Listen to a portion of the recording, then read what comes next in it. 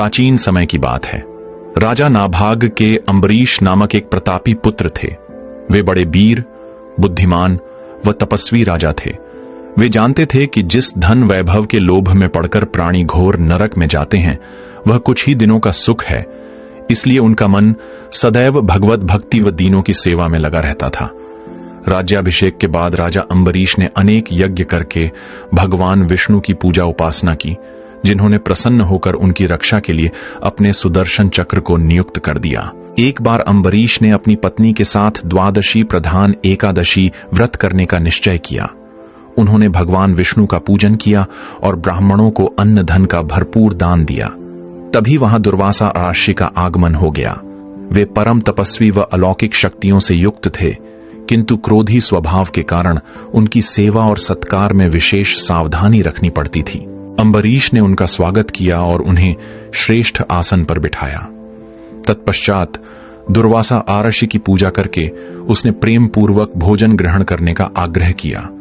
दुर्वासा आर्षि ने उनका आग्रह स्वीकार कर लिया, किंतु भोजन से पूर्व नित्य कर्मों से निवृत्त होने के लिए वे यमुना नदी के तट पर चले गए। वे परब्रह्म का ध्यान कर यमुना के जल में स्नान करने लगे। इधर द्वादशी केवल कुछ ही क्षण शेष रह गई थी। स्वयं को धर्म संकट में देख राजा अम्बरीश ब्राह्मणों से परामर्श करते हुए बोले, मान्यवरों, ब्राह्मण को बिना भोजन करवाए स्वयं खा लेना और द्वादशी रहते भोजन न करना दोनों ही मनुष्य को पाप का भागी बनाते हैं। इसलिए इस समय आप मुझे ऐसा उपाय बताइए जिससे कि मैं पाप का भागी न बन सकूं। ब्राह्मण बोले, राजन, शास्त्रों में कहा गया है कि पानी भोजन करने के समान है भी और समान नहीं भी है। इसीलिए इस समय आप जल पीकर द्वादशी का नियम पूर्ण कीजिए। यह सुनकर अम्बरीश ने जल पी लिया और दुर्वासा आर्षि की प्रतीक्षा करने लगे। जब दुर्वासा आर्षि लौटे तो उन्होंने तपोबल से जान लिया कि अम्बरीश भोजन कर चुके हैं। अतः वे क्रोधित हो उठे और कटु स्वर में बोले, दुष्ट अम्बरीश, तू धन के मद में चूर होकर स्वयं को बहुत बड़ा मानता है। तूने मेरा तिरस्कार किया है, मुझे भोजन का निमंत्रण दिया, लेकिन मुझसे पहले स्वयं भोजन कर लिया। अब देख, मैं तुझे तेरी दुष्टता का दंड देता हूं। क्रोधित दुर्वासा ने अपनी एक जटा उखाड़ी और अम्बरीश को मारने के लिए एक भयंकर और विकराल कृत्या उत्पन्न की। कृत्या तलवार लेकर अम्बरीश की ओर बढ़ी, किंतु वे बिना विचलित हुए मन ही मन भगवान विष्णु का स्मरण करते रहे। जैसे ही कृत्या ने उनके ऊपर आक्रमण करना चाहा, अम्बरीश का रक्षक सुदर्शन चक्र सक्रिय हो गया और पल भर में उसने कृत्या को जलाकर भस्म कर दिया। जब दुर्वासा आर्षि ने देखा कि चक्र तेजी से उन्हीं की ओर बढ़ रहा है, तो वे भयभीत हो गए। अपने प्राणों की रक्षा के लिए वे आकाश, पाताल, पृथ्वी, समुद्र, पर्वत, वन आदि अनेक स्थानों पर शरण लेने गए, किंतु सुदर्शन चक्र ने उनका पीछा नहीं छोड़ा। घबराकर उन्होंने ब्रह्मा जी से रक्षा की गुहार लगाई। ब्रह्मा जी प्रकट हुए, किंतु असमर्थ होकर बोले, वत्स, भगवान विष्णु द्वारा बनाए गए नियमों से मैं बंधा हुआ हूं। प्रजापति, इंद्र, सूर्य आदि सभी देवगण भी इन नियमों का उल्लंघन नहीं कर सकते। हम नारायण की आज्ञा के अनुसार ही सृष्टि के प्राणियों का कल्याण करते हैं। इस प्रकार भगवान विष्णु के भक्त के शत्रु की रक्षा करना हमारे वश में नहीं है। ब्रह्मा जी की बातों से निराश होकर दुर्वासा आर्षि भगवान शंकर की शरण में गए। पूरा वृत्तांत सुनने के बाद महादेव जी ने उन्हें समझाया, आर्षिवर, यह सुदर्शन चक्र भगवान विष्णु का शस्त्र है जो उनके भक्तजन की रक्षा करता है।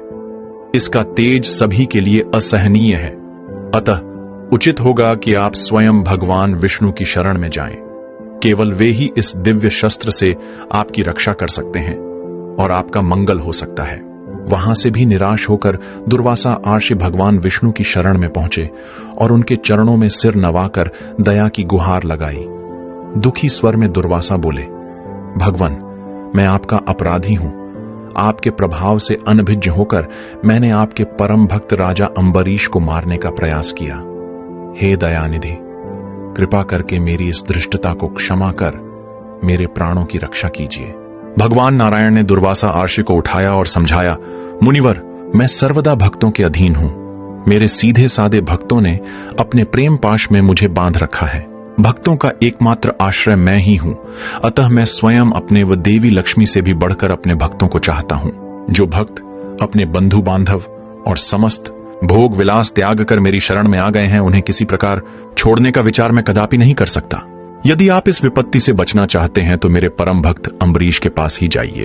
उसके प्रसन्न होने पर आपकी कठिनाई अवश्य दूर हो जाएगी। नारायण की सलाह पाकर दुर्वासा अम्बरीश के पास पहुंचे और अपने अपराध के लिए क्षमा मांगने लगे। परम तपस्वी महर्षि दुर्वासा की यह दुर्दशा देखकर अम्बरीश को अत्यंत दुख हुआ। उन्होंने सुदर्शन चक्र की स्तुति की और प्रार्थना पूर्वक आग्रह किया कि वह अब लौट जाए।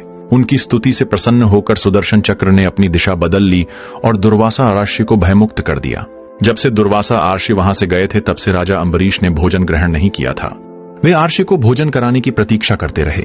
उनके लौटकर आ जाने व भयमुक्त हो जाने के बाद अम्बरीश ने सबसे पहले उन्हें आदर पूर्वक बैठाकर उनकी विधि सहित पूजा की और प्रेम पूर्वक भोजन कराया। राजा के इस व्यवहार से आर्षि दुर्वासा अत्यंत प्रसन्न हुए और उन्हें अनेकशः आशीर्वाद देकर वहां से विदा हुए। राजा अम्बरीश और आर्षि दुर्वासा की कथा यहीं समाप्त होती है।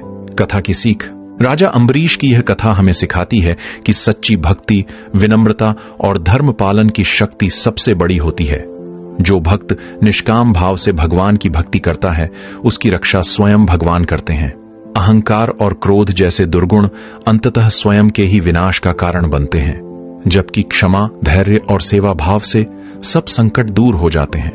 अगर आपको यह कहानी पसंद आई हो तो कृपया हमारे वीडियो को लाइक और शेयर करना ना भूलें।